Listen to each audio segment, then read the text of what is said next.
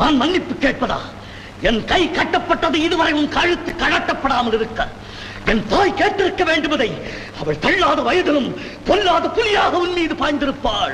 என் தம்பி கேட்டிருக்க வேண்டுவதை இந்நேரம் உன் பரங்கித்தலை உன் சீதளச்சீவையை நோக்கி பறந்தே போயிருக்கும்.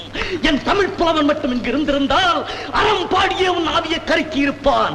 வீர தமிழ் குல பெண்மணி என் மனைவிக்கு மட்டும் இது புரிந்திருந்தால் இந்நேரம் உங்களுடன் தீப்பற்றி எரிந்திருக்கும். ஆனால் இங்கோ நாய்களும் பேய்களும் நயவஞ்சக பூனைகளும் வேசித்தனமும் ஆசிகுணமும் கொண்ட அடிவரடிகளும் குடிக்காரர்களும் கூடியிருக்க நீயும் கூசாமல் கேட்டுவிட்டு ஒதிய வரம் போல் இழுத்து பேசிவிட்டு ஓனால் குஞ்சு போல் உயிருடலில் ஊசலாட நின்று கொண்டிருக்கிறாய். என்ன செய்வேன் என் நாடே? இந்த இழிவு உனக்கா எனக்கா? அடே எட்டப்பா, நான் இறக்கப் போகிறேன். என் புகழ் இருக்கும். ஆனால் உனக்கோ ஊரே சொல்லட்டும் போ. இவனை கொண்டு போய் அந்த புளிய மரத்திலே தூக்கலிடுங்கள்.